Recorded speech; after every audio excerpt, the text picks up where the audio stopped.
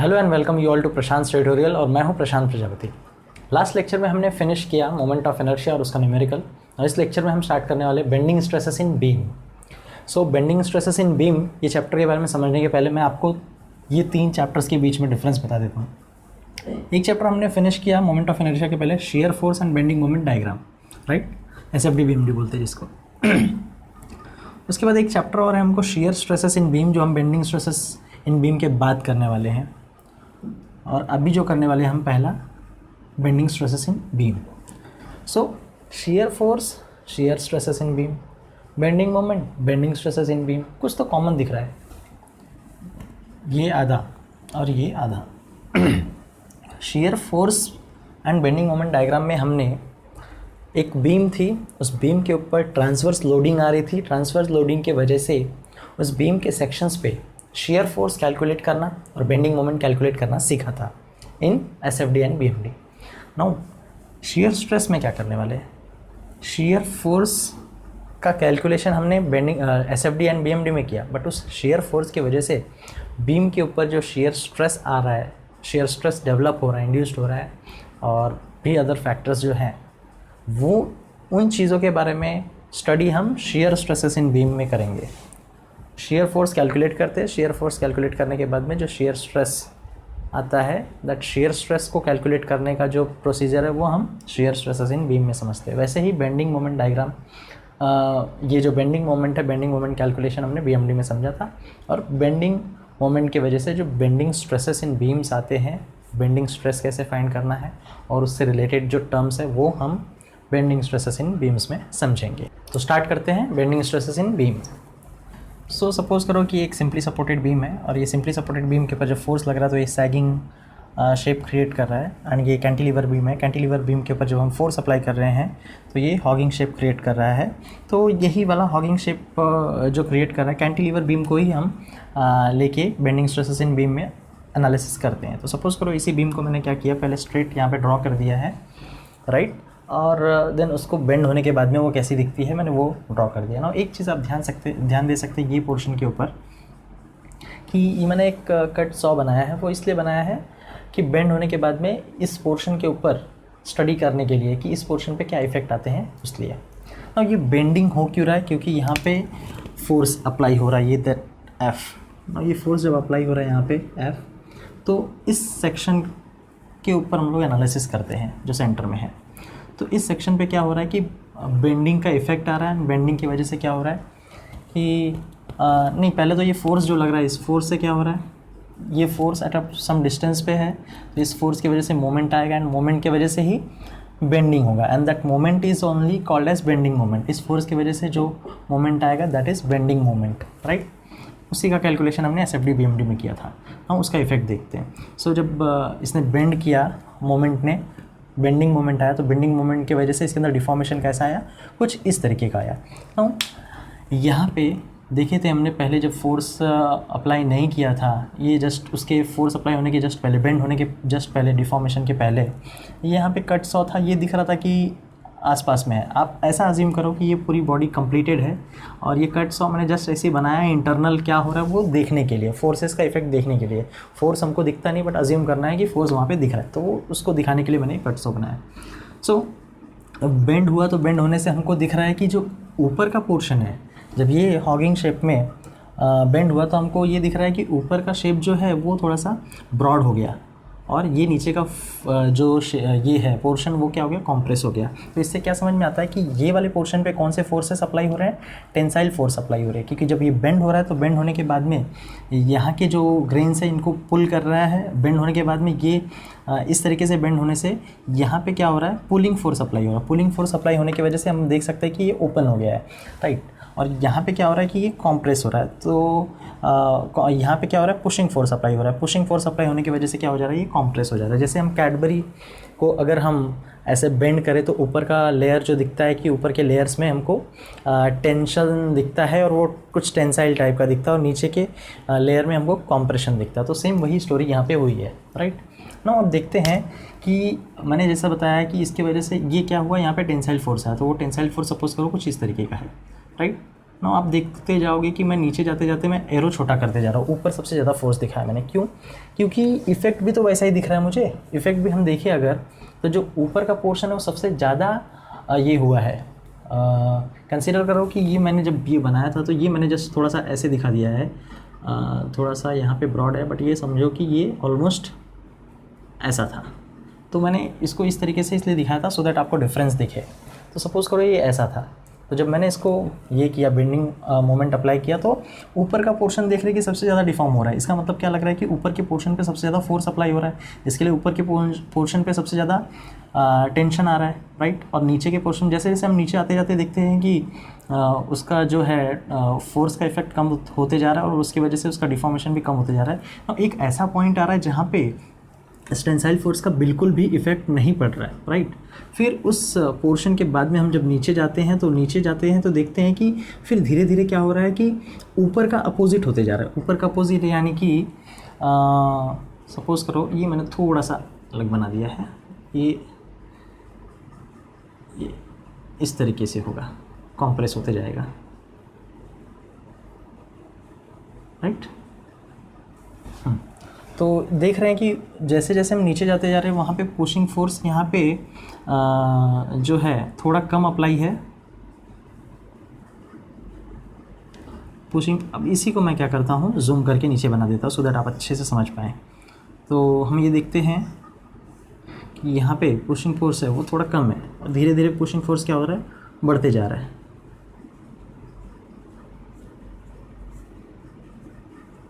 Right. और सबसे नीचे वाले लेयर पे क्या हो रहा है कि पुशिंग फोर्स सबसे ज़्यादा है। तो सबसे नीचे वाले लेयर पे अब मैंने ये आप समझ के रखो कि ये जो नीचे का पोर्शन है वो सबसे ज़्यादा कॉम्प्रेस्ड है और ये ऊपर वाला जो है सबसे कम कॉम्प्रेस्ड है, क्योंकि यहाँ पे फोर्स थोड़ा कम लग रहा है इसकी।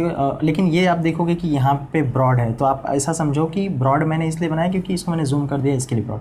अदरवाइज़ जो नीचे का पोर्शन है वो सबसे ज़्यादा कॉम्प्रेस है और अगर इसमें टच में कर दूँ तो मैं ड्रॉ नहीं कर पाऊँगा, आपको समझा नहीं पाऊँगा। बट आप ये अज्यूम करके चलो कि जो नीचे का पोर्शन है वो सबसे ज़्यादा कॉम्प्रेस है।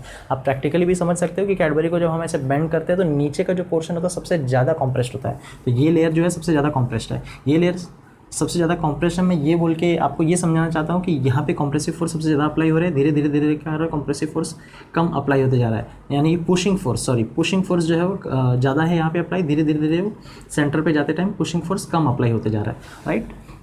सो और एकदम जब हम थोड़ा सा ये एकदम सेंटर पे आ जाते हैं तो वहाँ पे बिल्कुल भी पुशिंग फोर्स गायब हो जा रहा है। और ये कौन सी लेयर है ऐसे कि जहाँ पे टेंसाइल फोर्स का भी पुलिंग फोर्स का भी इफेक्ट नहीं आ रहा है और कॉम्प्रेसिव फोर्स पुशिंग फोर्स का भी इफेक्ट नहीं पड़ रहा है। सो ये जो लेयर है इस लेयर को हम बोलते हैं neutral axis. So neutral axis is that layer at which there is no effect of tensile force and compressive force at the time of bending. So उसको बोलते हैं हम न्यूट्रल एक्सिस। यहाँ पे जाते हैं तो टेंसाइल हो जाता है, यहाँ पे होते जाते हैं तो कॉम्प्रेसिव हो जाता है। दोनों भी जो जहाँ पे नहीं हो वो वो न्यूट्रल एक्सिस है, राइट। तो इतना आपको समझ में आ गया। नाउ यहाँ पे जो पोर्शन था उसको मैंने यहाँ पे ड्रॉ कर दिया है और यहाँ पे जो बीम थी उसको मैंने सिंप्लीफाई करके छोटे सा बना दिया क्योंकि उसका काम ख़त्म हो गया। तो सपोज़ अच्छा आप समझो कि ये सारी चीज़ें हो क्यों रही है, ये फोर्स आ रहा है यहाँ पे और यहाँ पे कॉम्प्रेसिव फोर्स आ रहा है, ये सारी चीज़ें हो क्यों रही है? क्योंकि यहाँ पे फोर्स अप्लाई हुआ है, फोर्स की वजह से बेंडिंग मोमेंट आ रहा है, वो बेंडिंग मोमेंट की वजह से यहाँ पे टेंसाइल फोर्स आ रहे हैं, यहाँ पे कॉम्प्रेसिव फोर्स आ रहे हैं, यहाँ पे पुलिंग फोर्स आ रहे हैं, यहाँ पे पुशिंग फोर्स आ रहे हैं। ना मैंने आपको बताया था स्ट्रेंथ ऑफ मटेरियल में क्या होता है कि मटेरियल के अंदर स्ट्रेंथ ऑफ मटेरियल में मैंने आपको ये समझाया था कि मटेरियल के अंदर खुद की स्ट्रेंथ होती है, उस स्ट्रेंथ की वजह से जो भी मटेरियल होता है वो अपनी डिफॉर्मेशन को रेजिस्ट करता है, राइट। सो यहाँ पे जो फोर्स आ रहा है इस फोर्स की वजह से क्या होगा, इस पर्टिकुलर अगर इस तरीके से हम देखेंगे तो इस पर्टिकुलर क्रॉस सेक्शन के ऊपर फोर्सेस लग रहे हैं तो क्या होगा, वहाँ पे टेंसाइल स्ट्रेस डेवलप होगा और वैसे ही यहाँ पे कॉम्प्रेसिव स्ट्रेस डेवलप होगा। नीचे के पोर्शन पे न्यूट्रल एक्सिस के नीचे के पोर्शन पे कॉम्प्रेसिव स्ट्रेस डेवलप होगा। नो स्ट्रेस डेवलप होगा क्योंकि इसके अंदर स्ट्रेंथ है। सो सपोज करो जब यहाँ पे फोर्स भी अप्लाई हुआ इस पोर्शन पे इस बेंडिंग मोमेंट के वजह से, तो यहाँ पे क्या होगा, एक रेजिस्टिंग फोर्स डेवलप होगा। ये रेजिस्टिंग फोर्स क्या करेगा, अपनी डिफॉर्मेशन को, इस मटेरियल की डिफॉर्मेशन को रोकने के लिए डेवलप होगा resisting force. Now this resisting force की वजह से क्या होगा, ये रेजिस्टिंग फोर्स जो है ये रेजिस्टिंग फोर्स और ये न्यूट्रल एक्सिस देखेंगे तो पैरेलल है, बिकॉज ये इतना बेंड नहीं होता। ये मैंने आपको समझाने के लिए इसको इतना बेंड किया, बट इतना बेंड नहीं होता, बहुत कम बेंड होता है। और इतना जब ये बेंडिंग होता है तो ये neutral axis exactly straight line होती है। तो यहाँ पे तो मैंने न्यूट्रल एक्सिस को भी आपको दिखाया कि इस तरीके से कि कर्व है, लेकिन वो इतना कर्व नहीं होती है। जस्ट एक्सप्लेनेशन के लिए इसको इतना दिखाना पड़ा है। बट न्यूट्रल एक्सिस आप अज्यूम करके चलो कि एकदम स्ट्रेट रहती है। इवन पूरी ये जो बीम है, ये बीम भी ऑलमोस्ट स्ट्रेट ही होती है। तो समझने के लिए मैंने इतना इसको बेंड किया हुआ है। सो न्यूट्रल एक्सिस भी स्ट्रेट लाइन है और आपका फोर्स भी सपोज करो स्ट्रेट ऐसी हॉरिजॉन्टल लाइन है, तो दोनों के बीच में हमको परपेंडिकुलर डिस्टेंस मिलेगा। तो ये फोर्स की वजह से, ये जो फोर्स है, इस फोर्स की वजह से क्या होगा, इस लाइन के ऊपर मैं अगर एक लाइन यहाँ पे लाइन ड्रॉ करूँ तो ये डिस्टेंस जो है एक परपेंडिकुलर डिस्टेंस मिल रही है। तो ये फोर्स हो गया और ये परपेंडिकुलर डिस्टेंस हो गया। इसकी वजह से क्या डेवलप हो रहा है, यहाँ पे रेजिस्टिंग मोमेंट डेवलप हो रहा है ना। जो रेजिस्टिंग मोमेंट डेवलप हो रहा है, अगर मैं किसी एक एलिमेंटल एरिया के फोर्स की बात करूँ तो उसकी वजह से जो रेजिस्टिंग मोमेंट आएगा वो कौन सा रेजिस्टिंग होगा, एलिमेंटल रेजिस्टिंग मोमेंट होगा ना। ये रेजिस्टिंग मोमेंट किसकी वजह से आया, यहाँ पे जो फोर्स अप्लाई किए थे उसकी वजह से जो बेंडिंग मोमेंट आया था, उसी बेंडिंग मोमेंट की वजह से यहाँ पे क्या आया है, रेजिस्टिंग मोमेंट आया। और ये रेजिस्टिंग मोमेंट क्या करता है, उस बेंडिंग मोमेंट को अपोज करता है। उस बेंडिंग मोमेंट को अपोज क्यों करता है, क्योंकि इसके पास स्ट्रेंथ है और इस बेंडिंग से जो डिफॉर्मेशन होता है उस डिफॉर्मेशन को रोकने की कोशिश करता है। कौन, ये moment of resistance, right. So ये हमको समझ में आ गया कि मोमेंट ऑफ रेजिस्टेंस क्या होता है। बाद में हम मोमेंट ऑफ रेजिस्टेंस के बारे में और भी डिटेल में पढ़ेंगे। सो बेसिकली आपको ये कंसेप्ट समझ में आ गया कि मोमेंट ऑफ रेजिस्टेंस क्या होता है। तो अब सपोज करो कि इसी पोर्शन को मैंने क्या किया है, इसी पोर्शन को मैंने यहाँ पे ड्रॉ कर दिया है, राइट। थोड़ा सा ज़्यादा एरिया चाहिए था मुझे, इसलिए। अब ये एक्सिस जो है आपकी, यही न्यूट्रल एक्सिस है NA, क्योंकि ये जो है सेंट्रॉइड है ना। इसका क्रॉस सेक्शन कैसा है, सर्कल है, इसके लिए मैंने सर्कल बना दिया। ये सर्कल नहीं बनाया मैंने, मैं इसका आइसोमेट्रिक व्यू बनाया हूँ। सो अब यही जो फोर्सेस अप्लाई हो रहे हैं इसके ऊपर, वो ऐसे ऐसे फोर्सेस जा रहे हैं, राइट, ऐसे ऐसे फोर्सेस हैं। तो मैं अगर एलिमेंटल एरिया लूँ तो एलिमेंटल एरिया जो होगी आपकी क्या होगी, DA होगी, राइट। सो अब मैं फोर्सेस को हटा देता हूँ, आप समझ लीजिए। जो एलिमेंटल एरिया होगी वो क्या होगी, DA होगी। सो DA एलिमेंटल एरिया की वजह से जो फोर्सेस रहेंगे उनको मैं DF कंसीडर करूँगा। सो दैट DF क्या होगा आपका, आपको पता है कि stress is equal to force पर यूनिट एरिया होता है। सो अगर मैं यहाँ पे F की जगह पे क्या डाल दूँ, DF डाल दूँ, सो माई DF विल बी, A इधर गया, सिग्मा इंटू A हो जाएगा, राइट। और ये A कौन सा होगा, एलिमेंटल एरिया वाला, राइट। सो ये आपका DF हो गया आप, right. So stress is equal to force पर unit area, DF upon DA। So आपको जो DF मिलेगा that will be sigma into DA। So DF को मैं क्या लिख सकता हूँ, सिग्मा इंटू DA लिख सकता हूँ, राइट।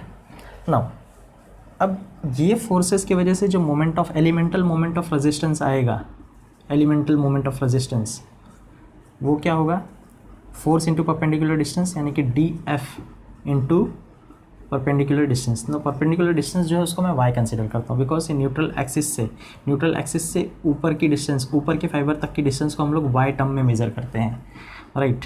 और नीचे की भी जो डिस्टेंस होती है, नीचे की distance up to lower fibre, तो अलॉन्ग दी लोअर फाइबर जो लेंथ होती है उसको हम y में मेज़र करते हैं, अलॉन्ग दी ऊपर की जो भी लेंथ होती है उसको भी y में मेज़र करते हैं। तो मैं कंसीडर करता हूँ कि यहाँ से ये जो यहाँ से इस न्यूट्रल एक्सिस से ये एलिमेंटल एरिया तक का डिस्टेंस जो है दैट इज़ y। सो मैंने यहाँ पे y लिख दिया। Now force, elemental force into distance is your moment, right. So ये जो आपको मोमेंट ऑफ रेजिस्टेंस मिला that was elemental moment of resistance. Now total moment of resistance के लिए मुझे क्या करना पड़ेगा, टोटल मोमेंट ऑफ रेजिस्टेंस के लिए मुझे क्या करना पड़ेगा, DF इंटू वाई करना पड़ेगा। ये नहीं, सॉरी, DF इंटू वाई किया तो हमको elemental moment of resistance, total moment of resistance के लिए इसका इंटीग्रेशन करना पड़ेगा, DF into y, right. Now DF क्या होता है आपका DF जो है sigma DA y. So integration of y sigma DA कर दिया मैंने, राइट। सो ये आपका हो गया total moment of resistance. Now ये टोटल मोमेंट ऑफ रेजिस्टेंस किसके इक्वल होगा, टोटल मोमेंट ऑफ रेजिस्टेंस आपके बेंडिंग मोमेंट के इक्वल होगा, क्योंकि उस बेंडिंग मोमेंट की वजह से ही मोमेंट ऑफ रेजिस्टेंस आ रहा है, and that moment of resistance will be equal to the bending moment by, ये लॉ के थ्रू हमको समझ में आता है every action has equal and opposite reaction. वो बेंडिंग मोमेंट की वजह से जो मोमेंट ऑफ रेजिस्टेंस आया that will be equal to that bending moment only. So आपको यहाँ तक समझ में आ गया है, राइट। नाउ सिंस आपने ये वाला जो यहाँ का पोर्शन था बेंडिंग मोमेंट का वो आपने नोट कर लिया, इसके लिए मैंने उसको ऊपर बना दिया, और ऊपर का जो डायग्राम था उसका काम नहीं है तो मैंने उसको रफ कर दिया। मैं अज्यूम करता हूँ कि आप मेरे साथ साथ नोट करते चलते हो। मेरे पास स्पेस कम है, इसके लिए मैंने उसको मिटा के ऊपर लिख दिया। नाउ बेंडिंग मोमेंट को हम एम से रिप्रेजेंट कर सकते हैं। M R is your total moment of resistance, total moment of resistance हो गया। नाउ अब से हम टोटल मोमेंट ऑफ रेजिस्टेंस ही कंसिडर करेंगे, क्योंकि एलिमेंटल मोमेंट ऑफ रेजिस्टेंस नीचे चला गया। सो अब इसका क्या मिला हमको, integration of sigma y into D A, right. Now अब समझो मैंने क्या किया है कि सिंस ये जो आपकी बीम है, ये बीम क्या है, एक किसी बड़े सर्कल का पार्ट है। सो ये क्या है, इसका ये कर्व है छोटा सा, तो उस सर्कल का, तो इसका क्या होगा, एक कर्वेचर, रेडियस ऑफ कर्वेचर होगा। देन रेडियस ऑफ कर्वेचर मैं सपोज करता हूँ कि आर है। नाउ आर मैंने कहाँ से कहाँ तक का डिस्टेंस लिया है, ये यहाँ से सेंटर से लेके इसके न्यूट्रल एक्सिस तक का। नाउ न्यूट्रल एक्सिस तक का मैंने डिस्टेंस आर क्यों लिया, क्योंकि न्यूट्रल एक्सिस कहाँ से पास होती है, आपका जो भी बीम होगा उस बीम का क्रॉस सेक्शन आपको देखना है, और उस बीम का क्रॉस सेक्शन का जो सेंट्रॉइड है उस सेंट्रॉइड से जो एक्सिस पास होती है उसको बोलते हैं न्यूट्रल एक्सिस। सपोज करो आपका ये सेक्शन आई बीम होता, तो आई बीम में जो सेंट्रॉइड होता उस सेंट्रॉइड से फिर आपकी न्यूट्रल एक्सिस पास होती। अगर सपोज करो रेक्टेंगल होता क्रॉस सेक्शन, तो रेक्टेंगल का जो सेंट्रॉइडल ये सेंट्रॉइड होता उस सेंट्रॉइड से जो पास होती that was suppose to be your neutral axis, right. So इसीलिए मैंने न्यूट्रल एक्सिस से लेके यहाँ तक के डिस्टेंस को आर कंसीडर कर लिया, राइट। नाउ सपोज करो न्यूट्रल एक्सिस के जस्ट थोड़ी सी ऊपर ही मैंने एक और लेयर ले लिया, that is your H J layer, that is your H J layer. Now एक चीज़ आप समझो कि जो सबसे ऊपर वाली लेयर रहेगा that is your P Q, सबसे ऊपर वाली लेयर आपकी पी क्यू लेयर है, और सबसे ऊपर वाली लेयर पे आपको क्या है, टेंसाइल फोर्सेस लग रहे हैं, उसकी वजह से टेंशन आ रहा है, तो ऊपर की लेंथ क्या होगी, ज़्यादा होगी, और नीचे की लेंथ कम होगी।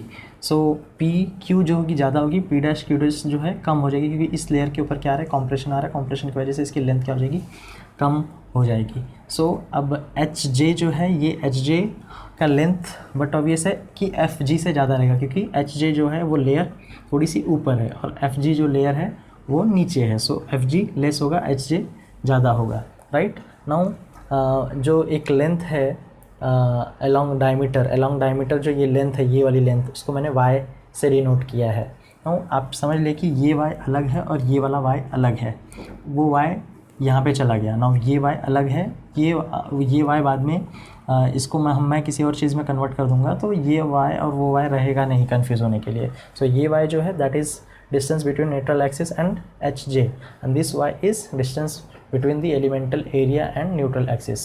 So diameter के along जो length होती है उसको y से ही represent करते हैं इस चैप्टर में।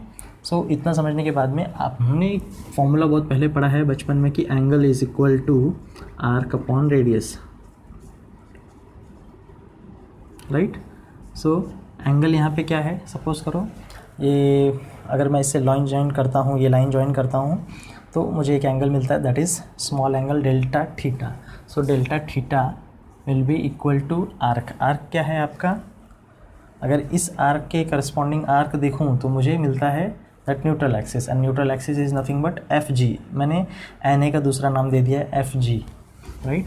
सो आर्क हो गया आपका एफ जी एंड रेडियस आपका हो गया R. So your F G will be R into delta theta. Now मैं अब ये वाला आर्क कंसीडर करता हूँ, एच जे वाला आर्क कंसीडर करता हूँ, तो एच जे वाला आर्क ऊपर आ जाएगा और नीचे रेडियस कौन सा आ जाएगा, आर प्लस वाई हो जाएगा, और डेल्टा थीटा तो सेम ही रहने वाला है। So your H J will be R plus y delta theta, right. Now अगर मैं एफ जी बड़ा है, सॉरी एफ जी नहीं, एच जे बड़ा है, एफ जी छोटा है। So H J minus F जी करता हूँ and divide by F ji. So F G से मैंने इसको डिवाइड किया, सो एच जे क्या है आपका R plus y delta theta minus F G करूँगा तो एफ जी कितना है R delta theta divide by F G कितना है आर डेल्टा थीटा। मैं इसको सिंप्लीफाई करता हूँ तो ये क्या मिलने वाला है R delta theta theta plus y delta theta minus R delta theta whole divide by R delta theta. Right now ये माइनस है ये प्लस है, कैंसिल हो जाएगा। सो अब एक चीज़ देखते हैं एच जे माइनस एफ जी क्या है और एफ जी क्या है। एफ जी तो जो है वो न्यूट्रल एक्सिस का लेंथ है एंड न्यूट्रल एक्सिस तो क्या होती है, इनिशियली भी न्यूट्रल एक्सिस उतनी थी और आफ्टर द बेंडिंग भी न्यूट्रल एक्सिस उतनी है, यानी कि न्यूट्रल एक्सिस जो है ओरिजिनल लेंथ है। But since H J layer जो है थोड़ी सी ऊपर है और उसके ऊपर इसका इफेक्ट है बेंडिंग मोमेंट का इफेक्ट होने की वजह से इसका लेंथ क्या हो गया चेंज हो गया, क्योंकि यहाँ पे कॉम्प्रेसिव फोर्सेस टेंसाइल फोर्सेस लग रहे हैं एंड ये किस में है टेंशन में है। टेंशन में होने की वजह से एच जे का लेंथ इंक्रीज़ हो गया। एच जे का लेंथ इनिशियली कितना था न्यूट्रल एक्सिस के जितना था, जब वो उसके ऊपर बेंडिंग नहीं लगा था तो पी क्यू का लेंथ भी और पी डैश क्यू डैश का भी length equal to N A ही था, इक्वल टू एफ जी ही था। बट फोर्सेस या बेंडिंग मोमेंट अप्लाई होने की वजह से डिफॉर्मेशन की वजह से एच जे का लेंथ चेंज हो गया है। सो एच जे का जो चेंज इन लेंथ आया वो कितना होगा H J minus neutral F G कर दूंगा, एच जे माइनस एफ जी करने से मुझे चेंज इन लेंथ आ जाएगा। So H G minus F जी क्या है चेंज इन लेंथ है और एफ जी क्या है ओरिजिनल लेंथ है। So change in length upon original length is nothing but strain. Right तो मैंने इसको स्ट्रेन लिख दिया। नाउ ये डेल्टा थीटा कैंसिल हो जाएगा तो यहाँ पे क्या आ जाएगा वाई बाय आर। ना जब हम ये डेरिवेशन करते हैं तो इस डेरिवेशन को करते वक्त हम एक चीज़ को ध्यान रखते हैं कि बेंडिंग स्ट्रेसेस इन बीम सेक्टर में इस बीम के ऊपर इस वक्त प्योरली बेंडिंग स्ट्रेसेस ही एक्ट हो रहा है। शियर स्ट्रेस का इफेक्ट हम कंसीडर नहीं करते हुए इस डेरिवेशन को डिराइव करते हैं, ऐसा हम अज्यूम करके चलते हैं। और ये जब डेरिवेशन करते तो इस वक्त हमारे पास 4-5 अजम्पशंस होते हैं, वो सारे के सारे अजम्पशन मैं बाद में बताऊंगा। फिलहाल एक अजम्पशन हो गया कि हमको क्या कंसीडर करना है कि इसके ऊपर प्योरली बेंडिंग स्ट्रेसेस आ रहा है, और दूसरा क्या अज्यूम करना है कि इसके ऊपर जो बेंडिंग मोमेंट आ रहा है दैट बेंडिंग मोमेंट हमको कब तक कितने दैट बेंडिंग मोमेंट जो है उसको हमको इलास्टिक लिमिट के अंदर तक ही अप्लाई करना है, इलास्टिक लिमिट के बाद तक नहीं अप्लाई करना है, सो दैट ये मटेरियल क्या कर सके हुक्स लॉ ओबे कर सके। यानी कि हुक्स लॉ ओबे कर सके यानी कि क्या stress is directly proportional to strain हो सके, so that stress is equal to E upon this small E is nothing but strain and ये strain is equal to Y by R है अगर, सो ये स्ट्रेन क्या हो गया आपका सिग्मा बाय ई है। सो स्ट्रेन ये भी है स्ट्रेन ये भी है तो सिग्मा बाय ई हो जाएगा। नाउ आपका इसको मैं और क्या लिख सकता हूँ sigma by Y is equal to E by R, ऐसा भी लिख सकता हूँ। तो ये समझ लो इक्वेशन नंबर 1 बन गया हमारा, राइट सॉरी ये इक्वेशन नंबर 2 बन गया हमारा, और ये जो है ये इक्वेशन नंबर 1 है हमारा। तो हम जो डेरिवेशन करने वाले हैं वो किसी एक इक्वेशन के लिए कर रहे हैं जिसको बोलते हैं बेंडिंग स्ट्रेस इक्वेशन और flexural formulas. So M by I is equal to sigma B by Y is equal to E by R. So ये जो स्ट्रेस है that stress is nothing but bending stress. So sigma B by Y is equal to E by R, तो sigma B by Y is equal to E by R हमने इतना part achieve कर लिया। Now further part जो है moment upon I moment of inertia, ये हमको क्या करना है निकालना है। बट मोमेंट तो हमको पता है क्या है, bending moment is equal to moment of resistance and that is equal to sigma integration of sigma y into D A, right यहाँ तक हमको पता है। अब क्या करेंगे हम सिग्मा को हम किस फॉर्म में लिख सकते हैं, sigma is equal to y into E R लिख सकते हैं हम, राइट।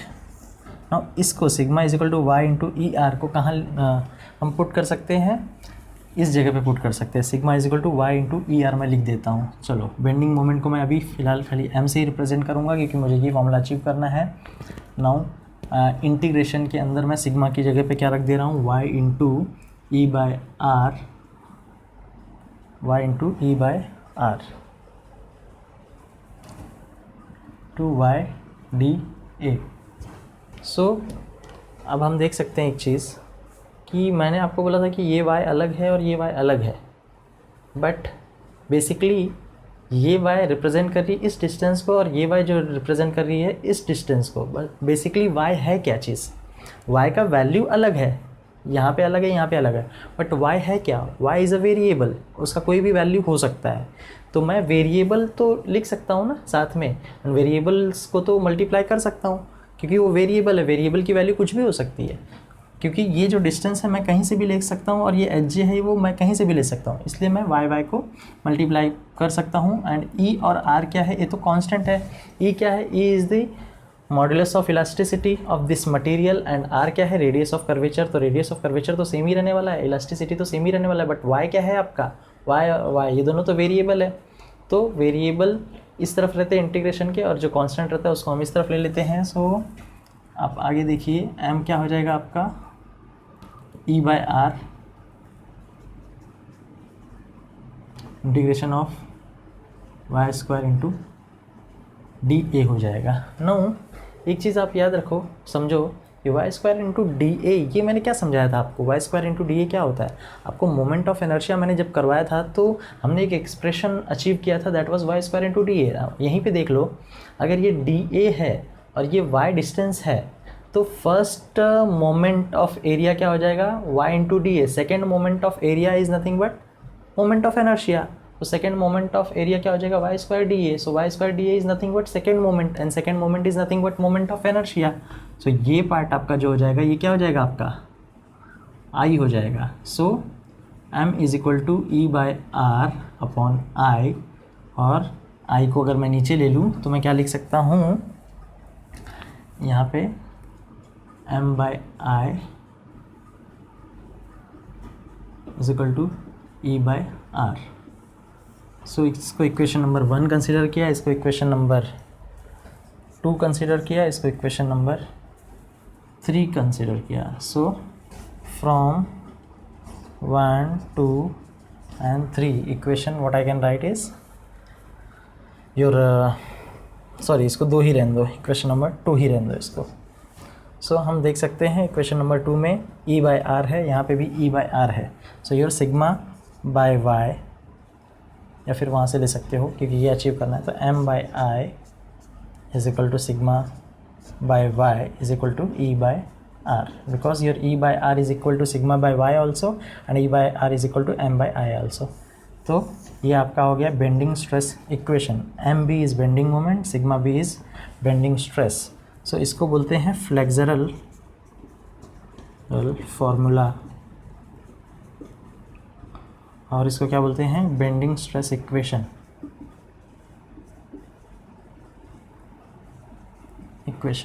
सो इस तरीके से हमने ये फॉर्मूला डिराइव कर लिया, M by I is equal to sigma B by Y is equal to E by R. No, ये डेरिवेशन जो हमने डिराइव किया, M by I is equal to sigma B by Y is equal to E by R, ये बहुत ही important derivation है for degree students. Diploma student के लिए कभी कभी डेरिवेशन इतना इंपॉर्टेंट नहीं है क्योंकि डेरिवेशन शायद पूछता नहीं है डिप्लोमा में, और कहीं कहीं पे पूछता है। सो आपने डेरिवेशन तो देख लिया है, आप सीख सकते हो और उसको प्रिपेयर कर सकते हो एग्ज़ाम के लिए। और डिप्लोमा स्टूडेंट के लिए ये हमेशा एक इंपॉर्टेंट क्वेश्चन आता है कि right the equation and explain each and every term, तो ये चीज़ तो डिप्लोमा के लिए फॉर श्योर आता है। नो, डिग्री के लिए मैं बता दूँ कि डिग्री स्टूडेंट्स पूरे स्ट्रेंथ ऑफ मटेरियल में गिन चुन के 3-4 ही तो डेरिवेशन है। एक है बेंडिंग स्ट्रेसेस इन बीम में, एक शेयर स्ट्रेसेस इन बीम में है, और एक है आपका एसएफडी बीएमडी में जो WL²/8 हमने वो किया, और एक है टॉर्शन चैप्टर में। तो सब मिला जुला के सब टोटल 4 ही डेरिवेशन, तो आप सारे के सारे डेरिवेशंस प्रिपेयर करके जाओ और इजीली ये अच्छे मार्क्स के लिए आ जाते हैं आपको, और इवन 4 to 5 मिनट्स में न्यूमेरिकल से बेटर आपको मार्क्स देके जाते हैं। नाउ ये जो अजम्पशंस मैंने बताए थे कि ये डेरिवेशन करते टाइम हमको ये कुछ अजम्पशंस हमको याद अज्यूम करके फिर उसको डिराइव करना होता है, तो मैंने सारे नहीं लिखे हैं, मैंने कुछ इंपॉर्टेंट ही लिखे हैं और इनके कीवर्ड्स लिखे हैं। Now we have to assume that material is homogeneous and throughout the length, पूरे थ्रू आउट द लेंथ उसका जो इलास्टिसिटी है वो भी सेम होना चाहिए। सो एंड पूरा मटेरियल जो होता है आइसोटॉपिक होना चाहिए जिस बीम के ऊपर हम एनालिसिस कर रहे हैं। और second, beam is straight before loading with uniform cross section, जब हम जिस बीम के ऊपर हम एनालिसिस करने वाले हैं, that should be straight before loading with uniform cross section, stressed within elastic limit to obey Hooke's law. तो हम जो मैंने बताया था कि उसके ऊपर जब हम लोड डालते हैं तो that load should be within elastic limit so that it can obey Hooke's law, और हुक्स लॉ की हेल्प से ही तो हमने ये डिराइव किया था बीच में। सो दैट्स वाई ये third point. And fourth point is transfer section is plane before and after the loading. जो ट्रांसफर सेक्शन था बीम का ये वाला portion, so that should be plane even after the loading and before the loading. So subjected to pure bending only. ये तो सबसे important है, subjected to pure bending, यानी कि जब हम एनालिसिस करते हैं तो उसके ऊपर शेयर स्ट्रेस के इफेक्ट को कंसीडर नहीं करते हैं, हम कंसीडर करते हैं सब्जेक्टेड टू प्योर बेंडिंग। जब हम बेंड करते हैं तो बट ऑब्वियस उसके अंदर शेयर स्ट्रेस भी आता है, लेकिन शेयर स्ट्रेस को हम कंसीडर ना करते हुए खाली उसकी प्योर बेंडिंग को ही कंसीडर करते हैं। So this was the your assumptions made during this analysis. So ऐसे ही आपके बाकी सारे चैप्टर्स में भी ऐसे ही कुछ assumptions रहेंगे, जिसमें से कुछ assumptions तो कॉमन ही होते हैं। होमोजीनियस मटेरियल होना चाहिए, and beam is straight before loading and with uniform cross section, then stressed within elastic limit. So ऐसे कुछ 3-4 पॉइंट तो ऑलमोस्ट सारे में ही कॉमन मिलेंगे आपको। Now bending stress distribution diagram क्या होता है वो देखते हैं। ये जो मैंने क्रॉस सेक्शंस बनाया है, ये क्रॉस सेक्शन किसी न किसी बीम का है। जैसे कि एक सिंपली सपोर्टेड बीम है या फिर कैंटिलीवर बीम है, तो हम उसका लेंथ देखते हैं खाली। जैसे ये मैंने देखा, ये जो कैंटिलीवर बीम है तो ये तो मुझे उसका लेंथ दिख रहा है ना, और मैंने एज अ लाइन डायग्राम, हम लोग ऑलवेज जो बीम बनाते हैं उसको एज अ लाइन डायग्राम बनाते हैं, बट उसका क्रॉस सेक्शन देखेंगे तो वो उसका cross section either I section होता है, या फिर सर्कुलर होता है, रेक्टेंगुलर होता है, या फिर टी सेक्शन होता है, राइट। सो हम जो ये इसका मोमेंट ऑफ इनर्शिया निकालते हैं, तो मोमेंट ऑफ इनर्शिया निकालते वक्त हमको उसका क्रॉस सेक्शन देखना पड़ता है। उसका सेंट्रॉइड बीम का जो क्रॉस सेक्शन होता है, उसका सेंट्रॉइड हम कहाँ से देख सकते हैं? उसके साइड व्यू से, तो हमको उसका CG दिखेगा। नाउ CG जब दिखेगा हमको, तो ही हम क्या कर सकते हैं? न्यूट्रल एक्सिस बना सकते हैं, राइट। इसीलिए मैंने CG लोकेट किया है और न्यूट्रल एक्सिस बना दिया। नाउ ये सब तो सिमेट्रिकल, एक्स एक्सिस के अबाउट भी सिमेट्रिकल है, वाई एक्सिस के अबाउट भी सिमेट्रिकल है, तो ये सब तो सिमेट्रिकल है, सिमेट्रिकल रहते हैं। इसके लिए कोई प्रॉब्लम नहीं होती, हम सेंटर से बना देते हैं। और अगर सिमेट्रिकल ये रहेगा आपका कोई भी बीम रहेगा तो उसका CG लोकेट करने में कोई प्रॉब्लम नहीं होती है। सो आप देखो कि मैंने ये जो है स्ट्रेस डिस्ट्रीब्यूशन डायग्राम में क्या एक्सप्लेन किया है।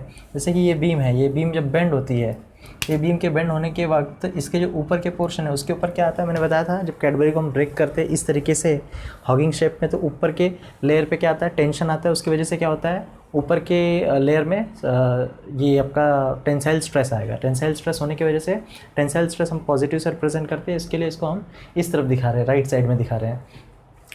और मैंने एक चीज़ आपको और बताई कि जैसे जैसे हम न्यूट्रल ऊपर की सबसे ऊपर की एक्सिस पे जितना ज़्यादा एकदम आउटर साइड पे जाते हैं, उतना स्ट्रेस का वैल्यू बढ़ते जाता है, और जैसे जैसे हम कम आते जाते हैं, सिग्मा स्ट्रेस की वैल्यू क्या होती है? कम होते जाती है। तो ये देखिए वेक्टर डायग्राम है, ये स्ट्रेस का आपको दिखा रहा है, स्ट्रेस रिप्रेजेंट कर रहा है ये सबसे बड़ा वाला वेक्टर, और ये रिप्रेजेंट कर रहा है कि सबसे ऊपर वाली लेयर पे सबसे ज़्यादा स्ट्रेस है।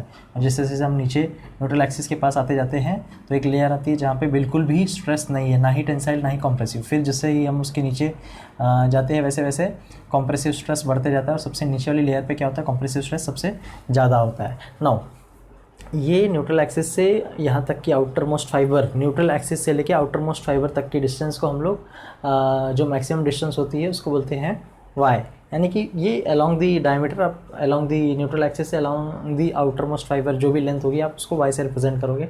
बट जो आउटर मोस्ट फाइबर रहेगी, उस आउटर मोस्ट फाइबर पे आपका जो स्ट्रेस रहेगा that will B maximum. Either आप लोअर साइड में जाओ, आइदर आप अपर साइड में जाओगे। अपर साइड में जाओगे तो आपको मैक्सिमम टेंसाइल स्ट्रेस मिलेगा, लोअर साइड पे जाओगे तो आप मैक्सिमम कॉम्प्रेसिव स्ट्रेस मिलेगा। इस तरीके से हम इसको रिप्रेजेंट करते हैं। तो ये तो हो गया सिमेट्रिकल सेक्शंस के लिए। नाउ अनसिमेट्रिकल सेक्शन के लिए देखो, अनसिमेट्रिकल सेक्शन के को देखोगे तो ज़्यादा समझ में आएगा।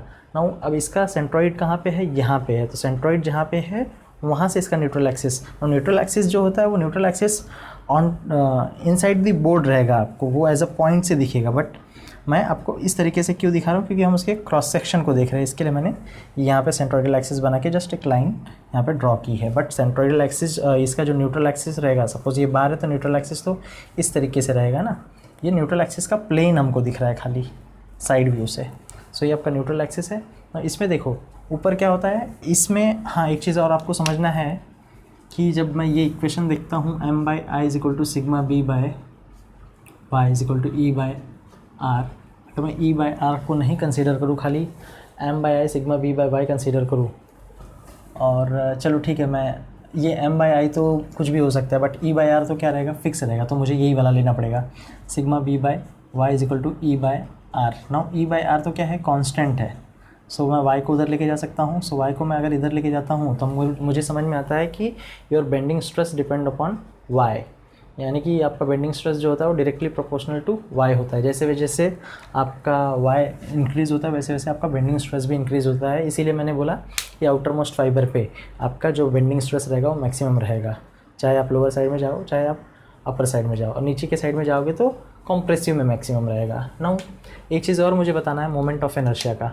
मोमेंट ऑफ इनर्शिया में भी आप अगर देखते हो, अगर आप ये वाला सेक्शन कंसीडर करो, ये वाला m/i सिग्मा b/y अगर कंसीडर करो, सिग्मा b/y, नाउ आप ये चीज़ देख सकते हैं, ये आपका जो सिग्मा b है that is inversely proportional to i। अगर मोमेंट ऑफ इनर्शिया का वैल्यू कम होगा तो बेंडिंग स्ट्रेस बढ़ेगा। तो ये डायग्राम को देख के हम समझ सकते हैं कि इस नीचे के साइड में इसका क्या होगा, मोमेंट ऑफ इनर्शिया का वैल्यू कम रहेगा, ऊपर के सेक्शन पे मोमेंट ऑफ इनर्शिया क्या होगा, ज़्यादा होगा। अगर मैं इस एक्सिस के अबाउट अगर यहाँ पे मैं मोमेंट ऑफ इनर्शिया कंसीडर करूँ तो ये वाला जो एरिया है यहाँ पे एरिया ज़्यादा है, यहाँ पे एरिया कम है, तो ये एरिया का भी ये है कंसेप्ट है कि जहाँ पे मतलब एरिया जब कम पड़ती है तो वहाँ पे क्या होता है, स्ट्रेस ज़्यादा होता है। तो यहाँ पे देखो एरिया कम पड़ रही है, इस तरफ एरिया ज़्यादा है तो उस तरफ स्ट्रेस क्या हो रहा है आपका, कम हो जा रहा है, इस तरफ क्या हो रहा है, स्ट्रेस बढ़ रहा है। नाउ आपको ये भी देखना है कि न्यूट्रल एक्सिस आपका ऊपर है यहाँ पे, और सिग्मा टी आपका कम है और सिग्मा सी आपका ज़्यादा है, और ये इतने डिस्टेंस को हम लोग YT बोलते हैं और इतने डिस्टेंस को YC बोलते हैं। नाउ आपको ऐसा कोई क्वेश्चन भी आ सकता है, आपको बोलेगा find the value of your stress at this layer. So अगर आपको ये लेयर पे सिग्मा की वैल्यू फाइंड करने को बोलेगा तो आपको ये लेयर का लेंथ पता होना चाहिए। सपोज करो yx हो गया, तो yx पे आपको जो सिग्मा x रहेगा दैट विल बी yx पे जो आपका सिग्मा रहेगा that will be sigma x। तो sigma x upon yx will be equal to sigma t upon yt equal to your sigma c upon yc। So आप ये चीज़ लिख सकते हो और इसका यूज़ आपको फर्दर न्यूमेरिकल में होने वाला है। सो विद दिस कंसेप्ट हम लोग नेक्स्ट स्टार्ट करने वाले हैं न्यूमेरिकल्स। पहले कुछ इजी न्यूमेरिकल्स करेंगे, उसके बाद हम थोड़ा डिफिकल्ट लेवल का करेंगे, उसके बाद हम फ्लिश्ड बीम के ऊपर न्यूमेरिकल्स करेंगे। नाउ ये बहुत ही बेसिक सा क्वेश्चन है, find the bending stress induced in steel flat of 40 mm wide and 5 mm thick if it is required to bend into arc of radius 2.5 metre, find the moment required to bend the flat. यानी कि क्या बोला, एक flat plate है और उसका वो thickness, ये वाइड कितना 40 mm और थिकनेस कितना है 5 mm, राइट। सो ये 5 mm दे दिया है, उसने लेंथ दिया है कि हमको लेंथ की ज़रूरत भी नहीं होती है, क्योंकि हमारे पास जो फॉर्मूला हमने डेवलप किया है m/i is equal to sigma b/y is equal to e/r। So beam के लेंथ की ज़रूरत भी नहीं पड़ती है हमको, सो लेंथ नहीं दिया है। क्या फाइंड करने को बोला, फाइंड द बेंडिंग स्ट्रेस, यानी कि सिग्मा b फाइंड करना है हमको। दूसरा in steel flat, and last में क्या बोला, find moment required to bend the flat, यानी कि ये वाला m फाइंड करना और ये वाला सिग्मा b फाइंड करना है। ओके, और क्या क्या दिया है आपको, i मिला है क्या, हमको नहीं मिला है, लेकिन क्रॉस सेक्शन के बारे में बताया उसने, 40 दे दिया और ये 5 दे दिया, तो क्रॉस सेक्शन मिल गया, तो हम मोमेंट ऑफ इनर्शिया निकाल सकते हैं। नाउ y क्या है, y is the distance of the y is the distance along its, आप लेंथ बोल सकते हैं, along its height from neutral axis. So suppose करो कि अब इसका अगर मुझे CG लोकेट, सेंट्रोइड लोकेट करना है, तो मैं कैसे कर सकता हूँ, ये क्रॉस सेक्शन का यहाँ से आधा और यहाँ से आधा लूँगा, तो ये नियर अबाउट ये आपका उसका G आ जाएगा, राइट। नाउ ये उसका G आ गया। सो अगर यहाँ से मैं न्यूट्रल एक्सिस पास करता हूँ इस तरीके से, अगर मैं ऐसे न्यूट्रल एक्सिस पास करूँ तो ये आपका न्यूट्रल एक्सिस हो गया, और y क्या होगा, ये आउटर मोस्ट फाइबर का, मोस्टली तो आपको y क्या समझना है, it's a outermost fibre का distance, that will be your y, right. So अगर आपका ये 5 है तो y क्या होगा, 5 डिवाइड बाई 2, तो ये हो गया आपका y मिल गया है। अब ई क्या है, E is the modulus of elasticity, इस मटेरियल का मॉडुलस ऑफ इलास्टिसिटी दिया है क्वेश्चन में। आर क्या है, रेडियस ऑफ कर्वेचर जो उसमें बेंड करना चाहता है, तो किस रेडियस ऑफ कर्वेचर में बेंड करना चाहता है वो 2.5, इस रेडियस ऑफ कर्वेचर से उसको बेंड करना चाहता है, राइट। नाउ मैंने अज्यूम किया कि आपने क्वेश्चन नोट डाउन कर लिया है। सो डेटा क्या है इसका, r is equal to 2.5 into 10⁻3, ये मैंने क्या निकाल लिया, ये r इसका गिवन है, रेडियस ऑफ कर्वेचर इलास्टिसिटी दिया हुआ है, और y इज इक्वल टू 5/2 दिया है। फाइंड करना है M B bending moment and sigma B find करना है, राइट।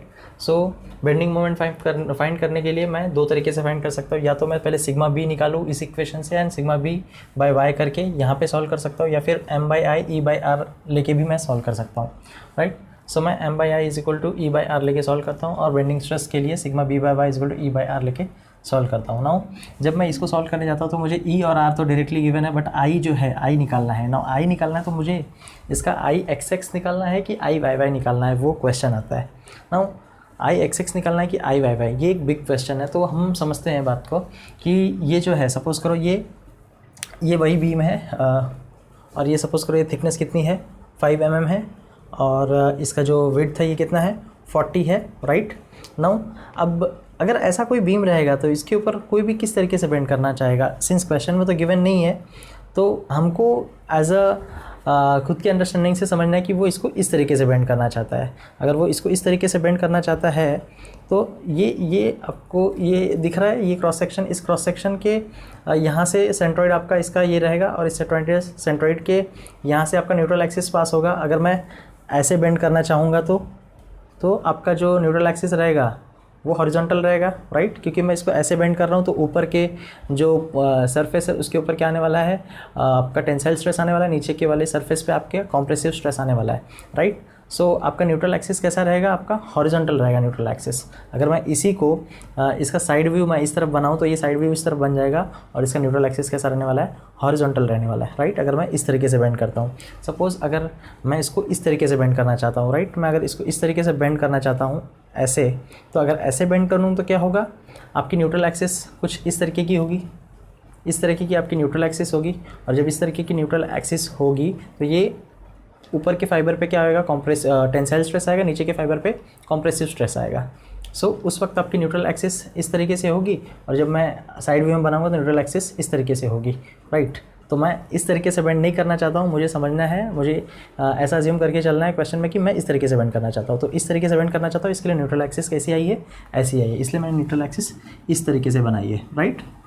और अगर सपोज़ करो ऐसे बेंड करना होता तो आपकी न्यूट्रल एक्सिस ऐसे बेंड करना होता तो आपकी न्यूट्रल एक्सिस ऐसे आती, और ऐसे में देखते तो ये होता है, तो ये आपका आई वाई वाई हो जाता, राइट। और ये जो है अगर मैं ऐसे, मैंने बताया ये वाला, तो ये वाला पोर्शन इसको यहाँ पे रखेंगे तो ये आई वाई वाई हो जाएगा। तो आपको आई वाई वाई जब ऐसे बेंड करना होगा तो आपका आई वाई वाई होगा। सो इधर पे आपको आई वाई वाई नहीं निकालना है, आपको क्या निकालना है, आई एक्स एक्स निकालना है। सो आई एक्स एक्स कैसे निकालेंगे, मैंने एकदम सिंपल फॉर्मूला बताया। ये क्या है, आपका रेक्टेंगल है, रेक्टेंगल के लिए जो फॉर्मूला होता है BD3/12 होता है। नाउ क्यूब किसका लेना होता है हमको, जो जैसे कि अब यहाँ पे हमको आई एक्स एक्स के अबाउट निकालना है मोमेंट ऑफ इनर्शिया, तो ये एक्स एक्स हो गया। तो ये इस एक्सिस एक्सिस के वजह से कौन सा आपका डिमेंशन कट रहा है, तो आपका ये वाला डिमेंशन कट रहा है, कौन सा 5। आपका अगर 5 वाला डिमेंशन कट रहा है तो 5 का क्यूब हो जाएगा, आई एक्स एक्स निकालते टाइम 5 का क्यूब हो जाएगा, और बचे हुए डिमेंशन का क्या हो जाएगा, वो एज इट इज़ मल्टीप्लाई हो जाएगी 40 डिवाइड बाय BD3/12। तो यहाँ से आपको क्या मिल जाएगा, मोमेंट ऑफ इनर्शिया मिल जाएगा, इसकी वैल्यू आपको पुट कर देनी है। सो m क्या हो जाएगा आपका, ई की वैल्यू क्या होगी 2 × 10⁵ मेगा पास्कल स्टैंडर्ड यूनिट है। r की जगह पे 2.5 मीटर में दिया है, तो इसको मिलीमीटर में कन्वर्ट कर देंगे, 2.5 × 10⁵ एंड इनटू आपका आई एक्स एक्स का जो वैल्यू आएगा वो आई एक्स एक्स की वैल्यू यहाँ पे पुट करने के बाद आपको m की वैल्यू मिल जाएगी, राइट। तो ये एकदम इजी सम है, आपको m मिल गया ना। यहाँ पे ये क्वेश्चन में आते हैं, आपको मैंने बताया कि सिंस जो y क्या होता है, ये y जो होता है आपका न्यूट्रल एक्सिस से आउटर मोस्ट फाइबर का डिस्टेंस होता है y। एवरी टाइम आपको y को न्यूट्रल एक्सिस से आउटर मोस्ट फाइबर का डिस्टेंस कंसीडर करना है। अगर आपको y का डिस्टेंस स्पेसिफिकली नहीं दिया है तो कभी कभी आपको बोला रहेगा कि find bending stress at this layer, तो दिस लेयर पे बताया होगा, तो उस वक्त हमको y की वैल्यू उसके हिसाब से लेना है। लेकिन जब आपको y के बारे में कुछ नहीं बोला तो आपको y को कंसिडर करना है कि y is the distance of outer most fibre from the neutral axis. So y क्या हो जाएगी आपका 5 है इतना, तो ये डिवाइड बाई 2, सो ये y आपका हो जाएगा 5/2। नाउ सिग्मा b को एज इट इज़ रखता हूँ, यहाँ पे लेके जाता हूँ। e आपका कितना है 2.5 इंटू 10⁻3। r आपका कितना है, सॉरी e आपका जो है 2 इंटू 10⁻5 है, और r जो है 2.5 इंटू 10⁻3 है, multiply by y is nothing but 5/2। सो ये आपका y कितना हो जाएगा 2.5। सो यहाँ से आपको सिग्मा b मिल जाएगा। नाउ कैलकुलेशन करने के बाद में, नाउ इसका जो स्टैंडर्ड यूनिट होता है वो न्यूटन मीटर होता है मोमेंट का। सो यहाँ पे ले लेंगे 33.33 न्यूटन मीटर। और सिग्मा b का वैल्यू क्या आएगा आपका, सिग्मा b आपका जो आने वाला है दैट इज़ 200 न्यूटन पर mm स्क्वायर। सो इस तरीके से ये क्वेश्चन आपका कंप्लीट हुआ। नाउ इसके बाद हम नेक्स्ट क्वेश्चन करते हैं।